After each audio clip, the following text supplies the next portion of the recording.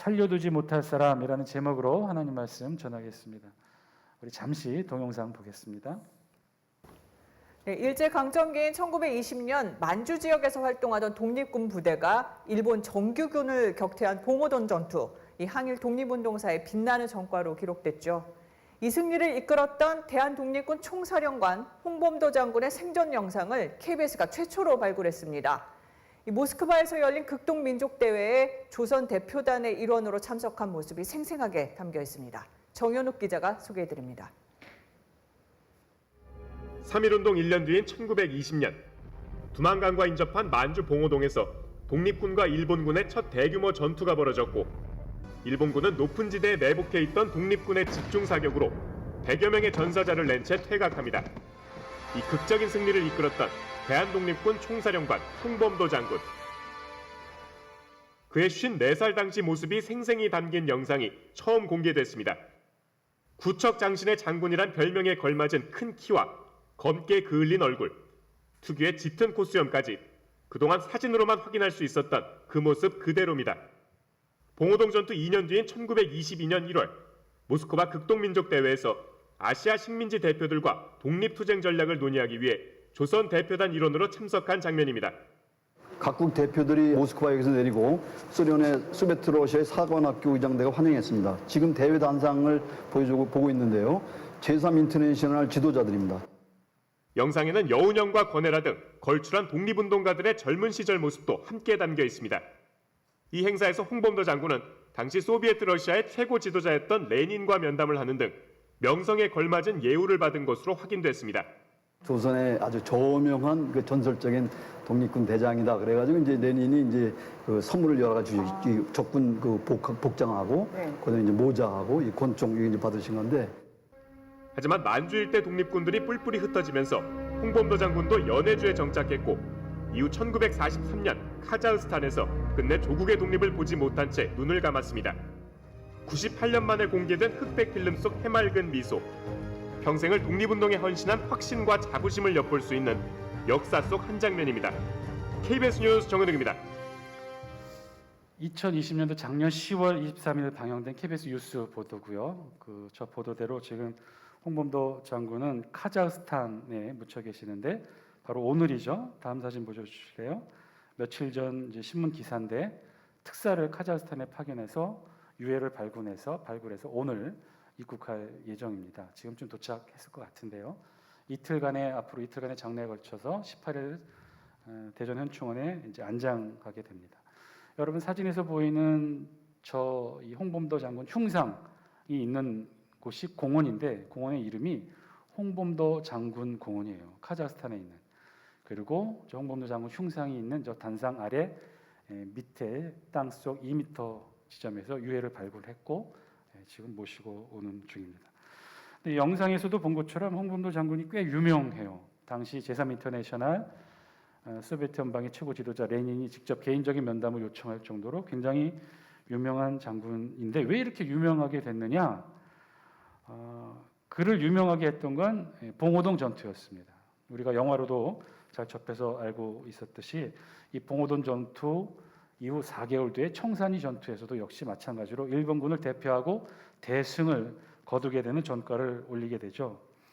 근데 이 봉오동 전투는요, 우리가 청산리 전투만 기억하지만 봉오동 전투가 이 전쟁사를 기록하는 이 전과에 있어서는 더 크고 위대한 전투로 알려져 있어요. 왜냐하면 대부분의 전투는요, 서로의 전쟁의 성과가 일방적일 수는 없거든요. 큰 전쟁이면 서로 쌍방의 피해도 크고요. 작은 전투면 서로 쌍방의 피해도 적게 마련인데 그런데 이때 봉오동 전투의 전과가 당시 전 세계를 놀라게 합니다. 그래서 그 전과로 인해 홍범도 장군이 유명해지게 됐는데 그 전과가 어떻게 되느냐? 일본군과 우리 독립군의 피해를 기록한 이 전과에 보면 일본군의 피해는 전사자가 157명이에요. 봉오동 전투에서. 중상자가 무려 200명, 그리고 경상자가 100명이에요. 그에 반해 우리 독립군의 피해는 전사자 4명, 중상자 2명에 불과했다는 거예요.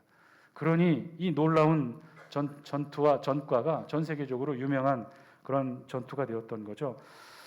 그 놀라운 봉오동 전투, 더 놀라운 사실은요, 이후 4개월 뒤에 청산리 전투가 일어나서 역시 또 일본을 대승해서 일본과의 전투에서 크게 승리하게 되는데 진짜 중요한 거는요. 연도예요. 연도.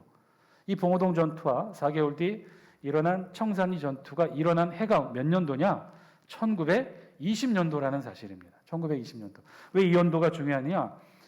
우리 3.1 운동이 언제 일어났습니까? 1919년, 1년 전에 일어났어요.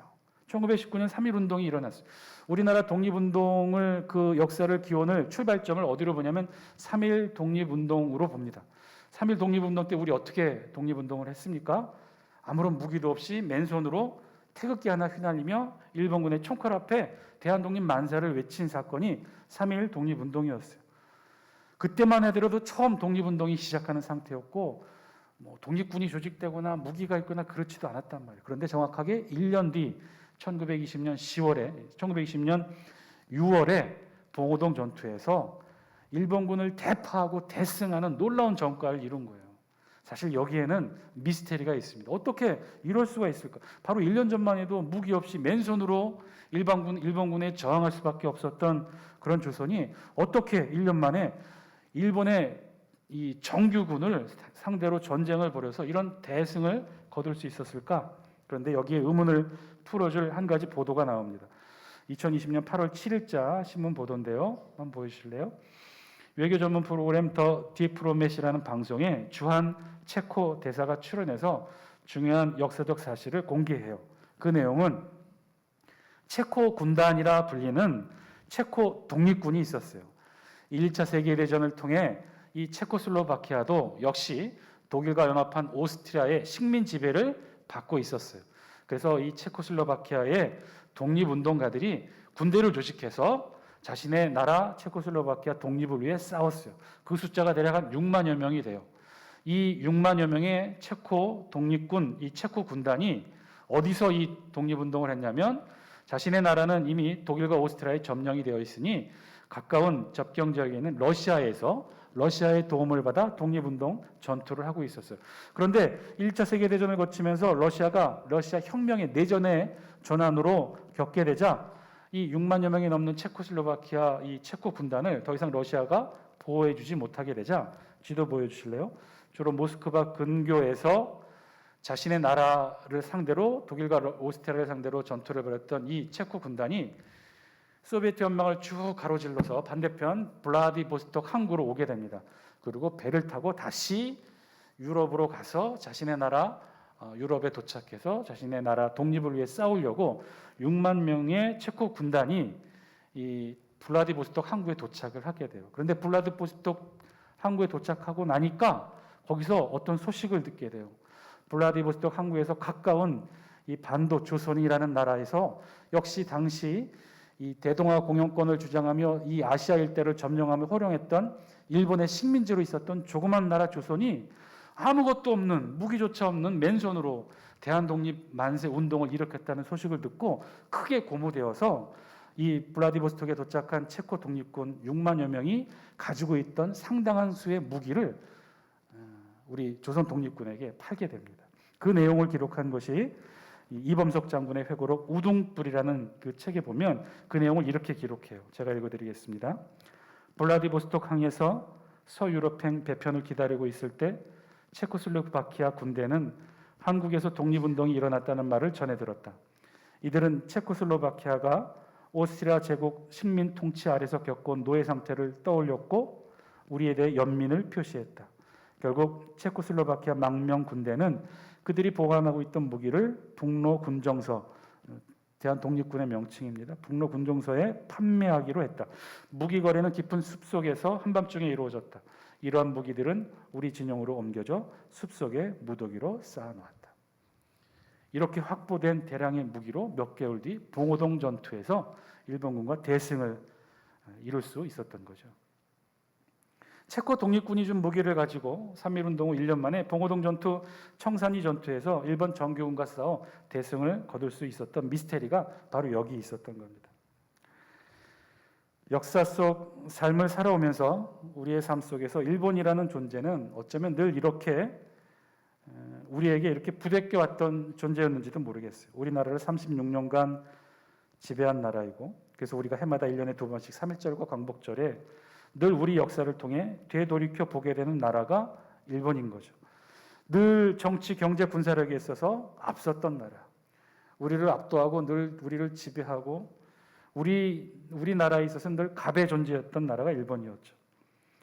여러분들도 기억하시는지 모르겠지만 소니 워크맨으로 상징되는 한때 일본의 전성 시대가 있었어요. 전자제품, 자동차, 기계, 과학 분야에서 언제나 우리보다 몇십 년이나 앞서 있었던 강대국, 선진국의 나라가 일본이었죠. 그러나 얼마 전에 끝난 도쿄 올림픽을 보면서, 그리고 일본 코로나 하루 확진자 수가 2만 명을 넘어서고 도쿄가 이제는 통제불능에 이른 것을 보면서 이제는 더 이상 일본이란 나라가 우리의 갑이 아니라 어쩌면 우리와 대등한 나라, 아니 어쩌면 우리보다 조금 못한, 우리가 도와줘야 되는 불쌍한 나라가 되었다는 생각도 해보게 됩니다. 코로나 확진자 수가 그 나라의 모든 것을 측정할 수 있는 척도는 분명히 아니겠지만 하루 확진자 수가 2만 명이 넘고 있고, 아직도 이 코로나 확진자 수 전국 통계를 위해 컴퓨터 시스템을 사용하지 못하고 팩스로만 그 통계를 하게 되는 일본이라는 나라를 보게 될 때 참 우리보다 어떻게 돼서인지 많이 뒤처진 나라가 되었구나라는 생각을 해보게 됩니다. 사실 불과 몇 년 전만 해도 일본 그렇지 않았죠. 우리에게 있어서 늘 갑의 나라였고요. 사실은 MBC에서 방영됐던 몇몇 프로를 보게 되면 이 갑 정도가 아니었어요.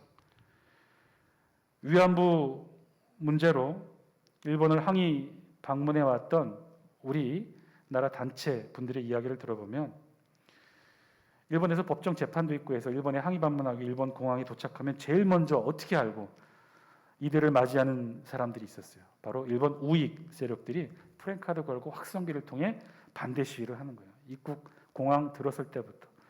독도 수호를 위한 단체가 일본에 갈 때도 마찬가지였어요. 항상 일본 공항에 도착하면 이들을 맞이한 건 누구였냐면 우익 단체가 플랜카드 들고 확성기 들고 돌아가라고 그렇게 시위를 했다는 거예요. 그러면서 한편으로 이상했다는 거죠. 자신들이 올 때 광고하거나 혹은 신문에 보도 내지도 오지 않는데 어떻게 자신들이 갈 때마다 늘 자신들의 일정을 그렇게 잘 알아서 어떻게 이렇게 반대 시위를 할 수 있을까? 그런데 나중에 알고 보니 우리나라 국정원에서 위안부 관련 단체 활동이나 독도 수호 단체 활동들을, 즉 일본에 영향을 줄 수 있는, 안 좋은 영향을 줄 수 있는 국내 단체 활동들을 다 조사해서 그 일정들을 일본 우익 단체에게 정보를 제공해 줬다는 거예요. 그뿐이 아니었어요. 일본의 대표적인 우익 인사가 한국을 방문하게 되면 인천공항에서 이들을 맞이하는 사람이 누구였느냐? 일본어 실력이 뛰어난 국정원 간부가 이들을 맞이했고 국정원 비용으로 이른바 안보 관광을 이들을 위해 시켜줬다는 거예요. 일본을 위해 정보를 제공하고 비용을 들여 접대를 하고, 몇 년 전까지만 해도 사실은 그럴 수밖에 없었어요. 대북에 관련된 모든 첩보나 정보들 일본은 언제든지 우리에게 그 정보를 달라고 요구하면 우리는 어쩔 수 없이 줄 수밖에 없었어요. 우리는 늘 그런 을의 위치였고 일본은 늘 갑의 위치였죠. 가끔 이런 위치에 있었던 의식들이 우리나라에도 아직도 그 사고를 가지고 계신 분들이 계셔요. 일본 식민 지배를 받았던 시기가 오히려 우리에게는 근대화가 되는 시기가 되었고 그런 기회를 제공해 준 나라가 일본이었다라고 일본을 아직도 좋은 기억으로 칭찬하는 사람들이 있죠. 일제시대 때 찍은 사진들을 보면 대부분의 사람들이 표정이 밝고 웃고 있다는 그 이유를 들어서 그 시절이 좋았다라고 아직도 생각하는 사람들이 있었어요. 그런데 지금은 그런 생각들이 바뀌고 있습니다. 어쩌면 이런 의미에서 오늘 우리가 맞이하는 8.15 광복절은 정말 의미 있는 기념이 되는 시간이 되는지도 모르겠어요. 광복의 진짜 의미, 빛광자의 회복할 복, 다시 빛을 찾은 거죠. 다시 우리의 빛을 찾고 다시 우리의 자리를 찾은 거예요. 더 이상 일본과 우리가 갑을 관계가 아니라 대등한 이웃 나라로서의 관계로 회복되게 된 거죠. 오늘 우리 본문에서도요, 바울의 위치가 어떠한지를 분명하게 보여주고 있는 한 가지 사건을 우리 성경이 기록하고 있습니다. 우리 다 함께 13절 말씀 우리 영상을 통해 같이 한번 읽겠습니다. 시작. 수일 후에 아그리빠 왕과 버니게가 베스도에게 문안하러 가이사라에 와서, 우리가 전에 한번 살펴보았던 성경 구절이기도 하죠. 신임 총독 베스도가 유대 지방에 왔다는 소식을 듣고 유대 지역을 다스리고 있던 유대왕 아그리빠 2세가 그의 누이 동생 버니게와 함께 신임 총독에게 인사차 예루살렘에서 가이사라로 오게 됩니다. 그런데 왕비와 함께 올 자리에 자신의 여동생과 함께 왔다는 것은 이 둘이 불륜 관계를 맺고 있었다는 것을 우리 성경이 단적으로 보여주는 본문이라고 제가 전에 설명을 드렸었죠. 자, 그렇게 아그리빠 왕과 그의 여동생 버니게는요, 신임 총독 맞이하기 위해 인사하기 위해 가이사라에 도착해요. 신임 총독 베스도는요, 그렇게 아그리빠 왕과 베니게의 인사를 받으면 됐어요.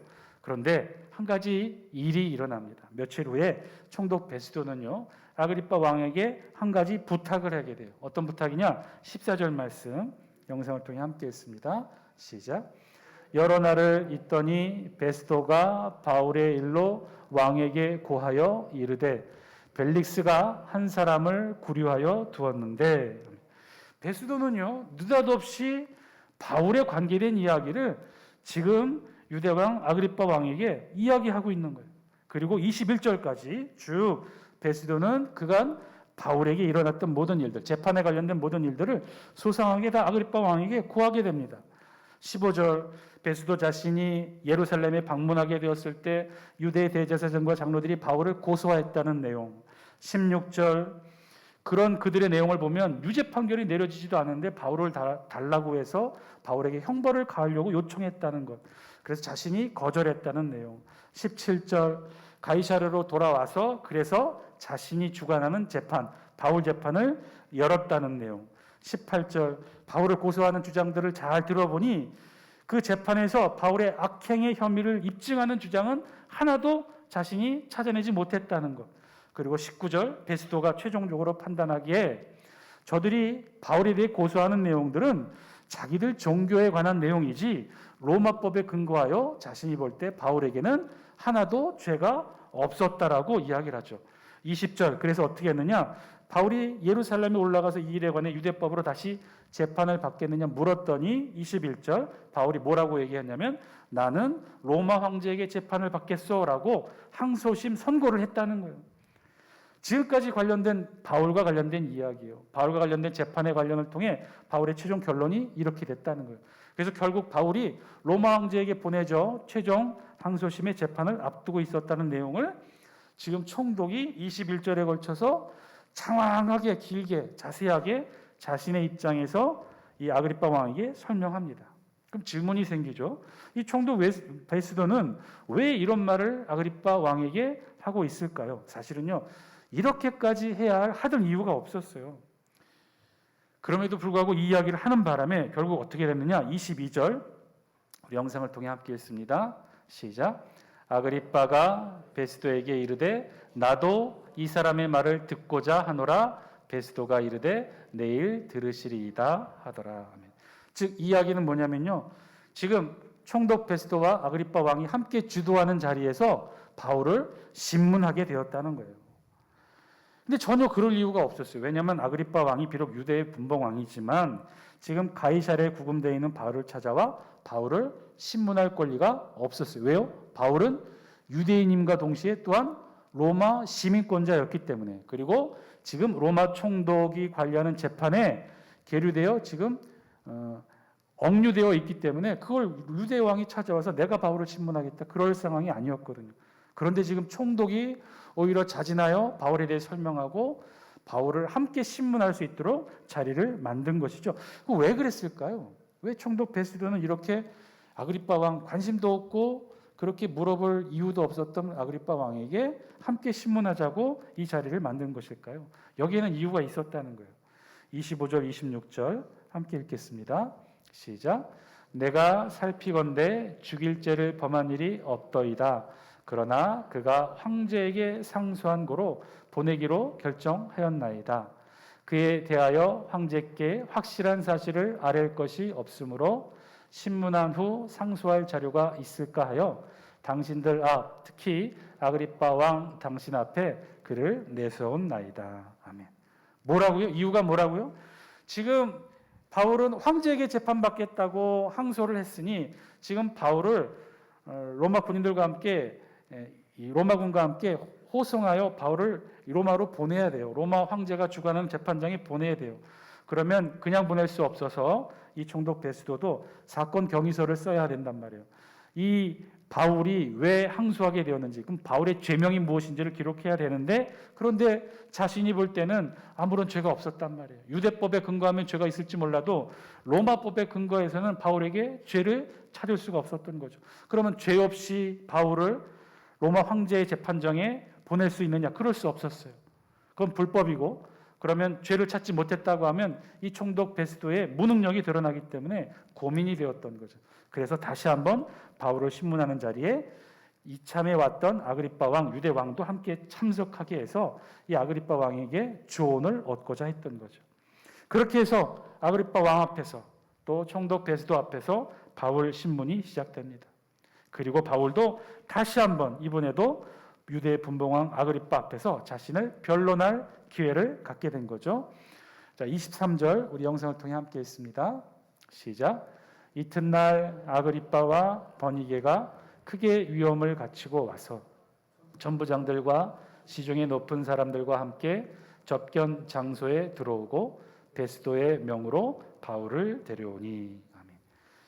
오늘 23절 본문에 보니까 이 자리를 이렇게 우리 성경에 기록하죠. 크게 위험을 갖추고 왔다고 그랬어요. 아그리빠 왕이 크게 위험을 갖추고 왔다고 그랬어요. 아마도 아그리빠 왕이 자신이 왕인 사실을 드러내기 위해 화려한 모습으로 등장했던 것 같아요. 화려한 모습과 또 자신을 수행하는 사람들과 함께 등장한 것이죠.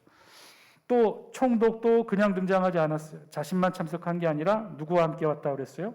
천부장들과 시중의 높은 사람들과 함께 이 자리에 참석했다고 했어요. 가이사랴에는 로마 정규군 5개 연대가 주둔하고 있었기 때문에 각 연대를 책임지는 천부장이 5명이 있었던 거죠.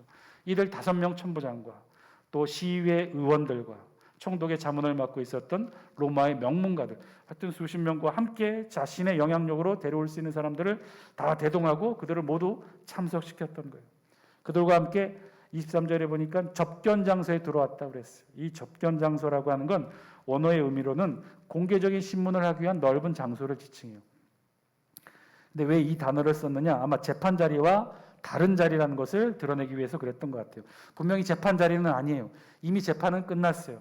바울이 로마 황제에게 재판받겠다고 말하는 순간 이미 총독선에서 재판할 수 있는 모든 권한은 끝이 난 거예요. 그러니 재판 자리가 아니라 신문 자리, 즉 우리말로 좀 얘기하면 공청회나 청문회 자리 정도 됐을 거예요. 그런 자리였어요. 많은 사람들이 함께 모여서 한 사람을 앞에 두고 신문하는 그런 청문회 자리였던 거예요. 여러분 한번 상상해 보세요. 아그리빠 왕이 권위 있게 위엄 있게 차려 입고 왔다고 그랬어요. 아마 왕이 입는 자주색 예복을 입고 이마에는 금으로 된 머리띠 모양의 왕관을 썼을 거예요. 휘황찬란한 유대 왕으로 뽐낼 수 있는 모든 장식과 주의 호위 병력과 함께 있었을 거예요. 그의 누이 동생 버니게도 공주의 신분으로 화려한 복장으로 이 자리에 참석했을 거예요. 그리고 총독 베스도도 국가 행세 때 통치자가 입는 주황색 예복을 입었을 것이고 그 주변에 5명의 천부장, 시의원, 의원들, 총독의 자문단들이 쭉 배석해 있었을 거예요. 이렇게 많은 사람들이 함께 배석한 자리에 이제 바울이 불려와 섭니다.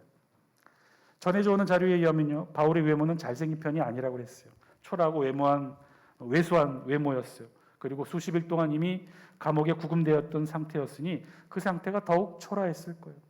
그렇게 자리한 자리에서 총독 베스도의 신문이 시작됩니다. 24절 말씀 우리 함께 읽겠습니다. 시작. 베스도가 말하되 아그리빠 왕과 여기 같이 있는 여러분이여, 당신들이 보는 이 사람은 유대의 모든 무리가 크게 외치되 살려두지 못할 사람이라고 하여 예루살렘에서와 여기서도 내게 청원하였으나. 아멘. 총독 베스도는요, 이제 첫 신문 시작 전에 바울에 대해 소개를 합니다. 근데 뭐라고 소개하느냐? 한마디로 바울은 유대 모든 사람들이 고소하는 주장에 의하면 살려두지 못할 사람이라는 거예요. 살려두지 못할 사람. 헬라 원어 성경에는요, 우리말 번역에 생략된 단어 하나가 더 첨부되어 있는데 메케티라는 단어예요. 이 단어의 뜻은 더 이상이라는 뜻이에요. 이 단어까지 해석하면 그러면 더 이상 살려두지 못할 사람이라는 거죠. 지금 이 신문 자리에 있었던 바울의 위치가 그런 거예요. 더 이상 살려두어서는 안 되는 사람, 더 이상 살려두지 못할 사람의 자리에 지금 바울이 서 있던 거예요. 철저히 바울은 혼자 을의 입장이었고 유대의 왕과 로마의 관리들은 갑의 입장으로 지금 바울을 내려다보고 있는 거죠. 사랑하는 장수교 성도 여러분, 오늘 말씀을 통해 하나님의 말씀을 통해 우리에게 보여주시는 모습을 저와 여러분이 함께 볼 수 있게 되길 바랍니다. 말씀을 통해 보여주시는 모습, 우리가 영의 눈으로 한번 볼 수 있게 되길 바랍니다. 여러분, 지금 이 본문의 모습을 우리 육의 눈으로 보면 어떤가요? 지금 누가 봐도 갑은요, 아그리빠 왕과 함께 있는 로마의 관리들이겠죠. 청문회 자리에 수많은 사람들이 함께 있는 거예요. 아그리빠 왕과 로마의 관리들이 함께 와서 지금 갑의 자리에서 위엄을 갖추고 아래 바울 혼자 있는 바울을 내려다보고 있는 거죠. 그런 곳에 바울은 더 이상 살려두지 못할 사람의 자리에 지금 서 있는 거예요. 이것이 세상 사람들의 눈, 육의 눈으로 본 모습이라면 이 모습을 영의 눈으로 바라본다면 어떻게 될까요? 상황은 완전히 뒤바뀌게 됩니다. 여러분, 진정 죄인이 누군가요? 진정으로 살려두지 못할 사람, 진정으로 죽을 죄인이 누구였습니까? 아그리빠 왕과 총독 앞에서는 지금 바울이 죄인의 모습으로 서 있지만 만약에, 정말 만약에 이 신문의 청문회 자리에 하나님이 계시고 하나님이 주관하시는 재판의 자리였다면 과연 누가 죄인의 자리에 서야 하는가요? 과연 누가 더 이상 살려두지 못할 사람이 되는 것일까요? 영의 눈으로 본다면 우리 이 모습이 뒤바뀔 거예요. 유대 왕과 로마의 관리들과 그 앞에 혼자 있는 바울, 그런데 이 위치가 바뀌는 거예요. 이 바울 뒤에 하나님이 계시고 하나님이 재판하는 자리가 있는 거예요. 그러면 하나님 앞에 서 있는 바울 앞에 있는 앉아 있는 저들이 바로 죄인의 자리에 있게 된다는 것이죠. 아마도 저들의 눈이 영안이 열려서 지금 바울을 바라볼 수만 있었다면 이렇게 보였을 거예요. 바울 뒤로 하늘이 열리고 하늘 보자 하나님이 계시고 그 우편에 우리 어린 양 예수 그리스도와 그 뒤로 수많은 천군 천사들이 함께 도열해 있는 모습을, 그리고 그 앞에 바울이 당당하게 서 있는 모습을 보았을 거예요. 그렇다면 자신들이야말로 하나님이 재판장 되시는 법정에 자신들이 죄인의 자리에 서 있다는 것을 깨닫게 되었겠죠. 자신들의 자리가 바로 죄인들의 자리예요. 자신들의 명패가 살려두지 못할 사람이라는 죄의 명패가 적혀 있는 것을 깨닫게 되겠죠. 살아있는 장수교 성도 여러분, 사랑하는 장수교 성도 여러분, 오늘 말씀을 통해 하나님이 우리에게 주시는 우리 재판정의 모습을 저와 여러분들도 볼 수 있게 되길 바랍니다. 우리 모습이 그렇다는 거죠. 비록 육신의 모습으로, 육신의 눈으로 우리의 모습을 보면 바울과 같을 거예요. 바울이 어땠습니까? 오늘 성경을 통해서 보면 천부장에게서 벨릭스에게로 또 베스도에게로 넘어와 결국 오늘 본문에 등장한 아그리빠 왕 앞에까지 죄인의 취급을 받으며 죄인의 자리에, 살려두지 못할 사람의 자리에 우리 바울이 서 있죠. 세상의 눈으로 볼 때는 바울은요, 계속 죄인의 자리에 있는 것으로 보입니다. 살려두지 못할 사람의 자리에 있는 것으로 보여요. 그러나 절대로 그렇지 않다는 거예요. 이는 세상의 눈으로 볼 때 그렇다는 것이고 영의 눈으로 본다면 이 상황이 완전히 바뀌게 된다는 거예요. 바울과 함께 그동안 하나님이 함께 하셨던 거죠. 세상은 바울이 있는 자리를 죄인의 자리, 살려두지 못할 사람의 자리로 보았지만 바울의 자리는 그런 자리가 아니었어요. 왜요? 그 자리에 하나님이 계시니까, 하나님이 함께 하셨으니까. 그러니까 이 자리는 하나님의 재판의 자리가 된 것이고 하나님의 재판자의 자리에 바울이 증인으로 섰을 뿐이에요. 복음을 들고 증인으로 섰을 뿐이에요. 그러면 하나님과 바울 앞에 있는 저들이 바로 죄인의 자리에 있었던 거죠. 저들이 천부장에서부터 총독에 이르러 아그리빠 왕까지 이르러 저들이 신문하려는 저들이 바로 하나님 앞에 서 있는 죄인들이었던 거죠. 결국 저들은 바울을 통해 죄인으로 복음을 듣게 된 것입니다. 여러분, 이게 얼마나 놀라운 하나님의 섭리입니까? 바울은 죄인의 자리에 쭉 서왔지만 알고 보니 그것은 뒤바뀐 것이었어요. 바울 뒤에 하나님이 계시니까 바울이 서 있는 자리는 죄인의 자리가 아니라 복음을 증거하는 자리였어요. 오히려 죄인들에게, 죽을 죄인들에게 생명을 전해주는 복음 증거의 자리였던 거예요. 오히려 바울 앞에서 바울의 변론을 들었던 모든 이들이 죄인의 자리였던 거죠. 사랑하는 장수교 성도 여러분, 하나님께서 오늘 우리에게도 이와 같은 자리에 저와 여러분들을 세우게 되실 줄 믿습니다. 세상의 눈으로 볼 때 가진 것 하나 없는 부족한 삶의 자리에 우리들이 서 있는 것처럼 보이나 우리 뒤에 하나님이 계심으로 우리는 복음을 진 이 세상에서 가장 부유한 자가 된다는 것이죠. 세상의 눈으로 볼 때 우리 당장 내일 뭘 먹고 살아나야 걱정하는 인생일지 모르나 우리 뒤에 하나님이 계시다면 하나님께서 준비해 주신 풍성함으로 복음을 전하는 복된 자들이 저와 여러분의 자리가 될 것입니다. 세상의 눈으로 볼 때 우리 많은 것을 누리지 못하는 어리석은 자로 보이겠으나 우리 뒤에 하나님이 계심으로 세상에서 가장 지혜로운 삶을 살아가는 자들이 될 것이에요. 사랑하는 장수교 성도 여러분, 그러므로 용기 내시기 바랍니다. 특히 이 세상에서 들려오는 비난의 소리로 마음 상하신 여러분들이 있다면, 혹시 정말로 오늘 본문에 바울이 들었던 소리처럼 살려두지 못할 사람이라는 소리를 듣고 세상에서 들려오는 이 소리를 듣고 괴로워하시는 일이 있다면 오늘 말씀을 통해 위로받고 용기를 얻으시기 바랍니다.